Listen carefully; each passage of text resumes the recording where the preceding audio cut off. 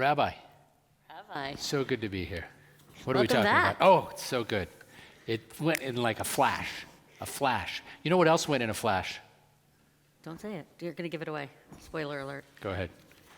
Okay, so we're going to start with this, that on May 17th, 1998, one young man, Josh Zweiback, was ordained Rav B'Yisrael. And I don't know what they do in the wild, wild east of New York. But here you stand under the chuppah and they say, Rabbi Josh Zweiback. That's not how they you did didn't get any of that. All right. That's not how they did it. But before, we're going to get back to that. I just want you to hold that for a moment. This week we start the book of Bamidbar. And if you want to learn more about that, you can come learn with us tomorrow morning. Spirit of Shabbat, 8:45 a.m. Be there. Because I was told I can't say a lot about it tonight, even though it's my favorite book of Torah. But here's what I want to say. Actually, in the book of Exodus, before we get to Bamidbar, God makes very clear that there is a short path, that there actually is an easy point A to point B getting from Mitzrayim to the Promised Land. Should take about 6 days on foot. Sure. That's what I've been told. 6 days. And God makes very clear, all the way in the book of Exodus, that that is not the way that the Israelites are going to go, right? That they actually have a lot of learning they need to do before they can get there. And so I actually think that is the setup for the book of Bamidbar, where we get some of those learnings. And so I would say, so on May 17th, 1998, Josh Zweiback became a Rav Yisrael, and on May 15th, 2023, Rabbi Yoshi Zweiback was granted his Doctor of Divinity, which is Thank you. the honorary degree granted by our alma mater upon reaching the milestone of 25 years in the rabbinate. So not quite the 40 years in the desert, though it might never feel that way. Never. In a flash. And amazingly looks exactly the same as May 17th, 1998, right, Jacqueline? Exactly. Oh, okay, well, I'll leave that to.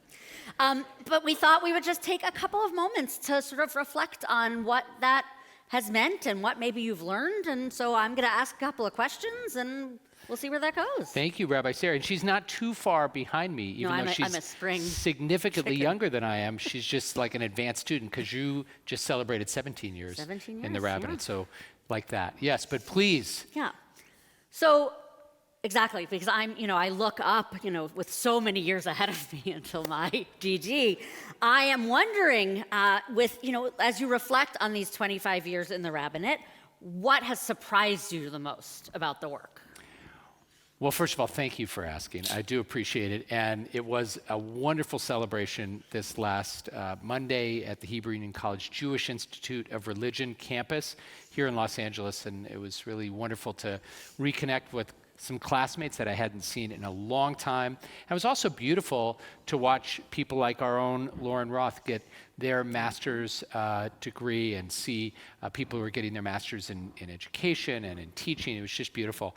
But a couple of surprises. One is I was not really prepared when I began my journey as a rabbi for the nonprofit business management side of it all.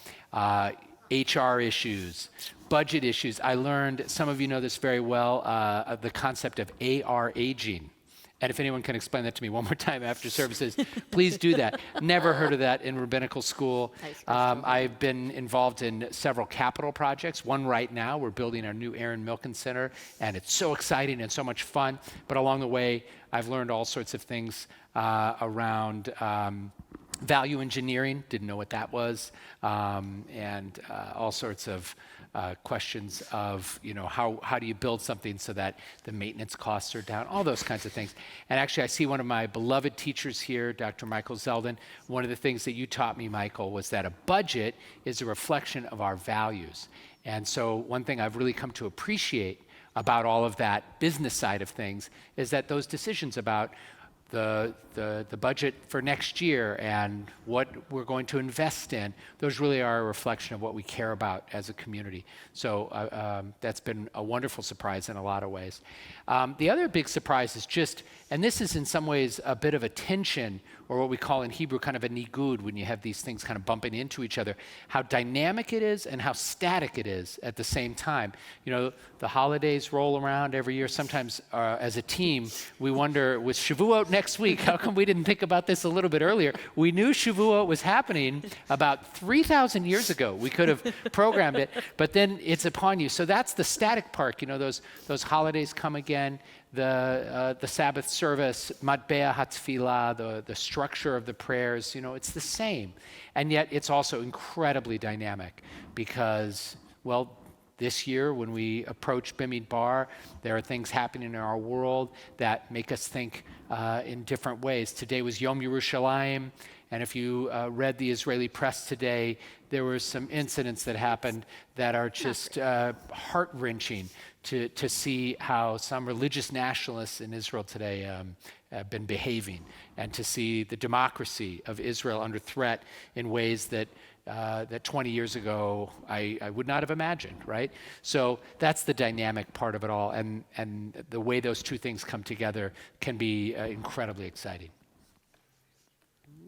I just have to share very quickly, related to that, I was not at graduation, and I'm sorry, but I got to be here the day before here on our campus for the ordination ceremony, where I learned that the ordinands become ordinees, they become rabbis. And my colleague, my classmate, Rabbi Yoshi Hudson, gave this really beautiful, very moving ordination speech, but thinking about the dynamic and the static, you know, she spoke so beautifully about the challenges and being change makers, but I was also thinking about that tension of the sacred and the mundane, which I think is also sort of the static and the dynamic. And I was like, but like I joked with her afterwards, like, but you didn't talk at all about like answering email, right? And so I was thinking about also that sort of, you know, I think you go into rabbinic school with the, you know, I'm going to be with people in their most sacred moments, which you get to be, right? You guys know that.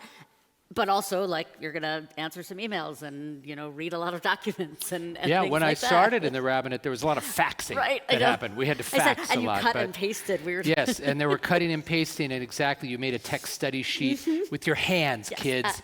It's none of this there newfangled was glue Safari involved. stuff. Yeah.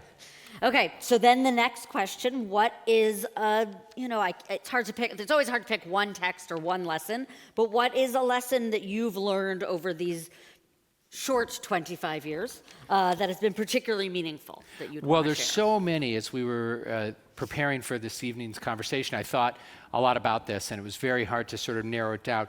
But one, and this is really about this community, and every community I've been privileged to share my service with, is just how committed and devoted people are. The folks right here in this sanctuary, the folks joining us from home. This weekend we have a gala, and we're celebrating the leadership of many members of our congregation. Amazing, yeah. We had Yom HaMoreh last week. We celebrated our teachers. This week we celebrated our Wise Parent Association volunteers. And so I'm continually inspired by just how committed folks are. And that's, to me, something that's where you get that static and dynamic coming together again as well, because that's always been the case in Jewish tradition. The way we've been able to perpetuate Jewish life and values is through that deep, deep commitment.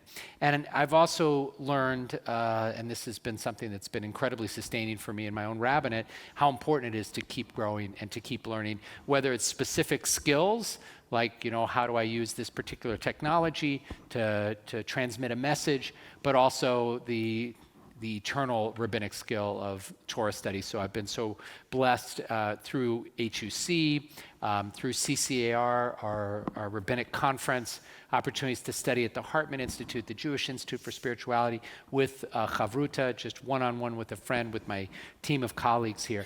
That's been a through line in my rabbinate as I've just kept learning. So here's this is the easy question to answer. And I realized, I was like, if we were having this conversation 4 years ago, right, say 2019, I think in some ways our answer would be so 2019. Right, our answer would be so different, right? But so what, you know, you look out now and you know, imagine, right, you're Bamidbar, but imagining a promised land, right? What do you see as the great challenge and blessing, which I think often go together, for the next 25 years? Well, one thing's for sure, and you referenced it by thinking about 2019. some of the greatest challenges that we're going to confront, we really can't imagine. And that is one of the learnings of COVID-19 is that, we thought we had certain things dialed in and here's our plan for next year. And then you realize there's so much unpredictability. And when we think about climate change and other things that are happening in our world today, again, democracy under attack in Israel and to a certain extent, certainly in our own country as well, those were things that I did not imagine 25 years ago. So the big challenge is we don't really know what they'll be necessarily. But one of the things that we can look at is thinking about generationally, how Generation Y, the millennials, Generation Z, Generation Alpha, which is how they're describing those born in the last 15 years or so, how these folks will connect to community is something that we can't imagine. My youngest daughter was sharing with me an assignment that she just had, and in the assignment it said, and you can't use AI for this. And that was something that 6 months ago, there's no teacher would put that because it wasn't possible. But now, of course, it is. And in fact, our conversation tonight has been generated by AI. So thank you, ChatGPT. Appreciate that. I think in terms of the blessing. I actually am ChatGPT. That's exactly right, yes.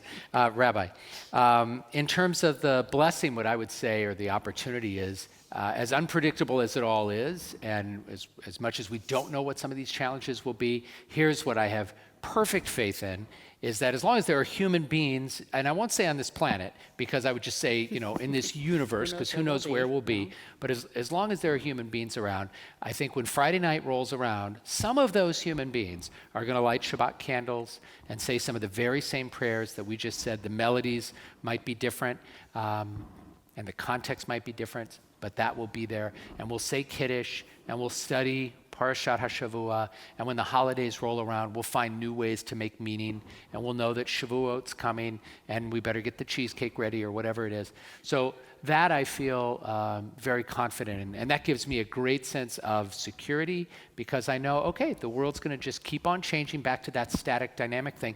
It's just going to keep on changing, but there's going to be certain places where we're going to find that sense of home and that sense of security that comes with that. So we'll continue these kinds of conversations because before you know it, it'll be your 25th, Rabbi Sari, and we'll get to celebrate that. But again, I'm grateful to one of my teachers who's here, and I can use you, Dr. Zeldin, to represent the entire faculty because it really is every single day in my rabbinate as a Jewish educator. The lessons that I learned at HUC sustained me in very, very powerful ways, and the relationships, probably more than anything else, the relationships of my classmates and colleagues and of my beloved teachers help me day by day. So I'm filled with gratitude.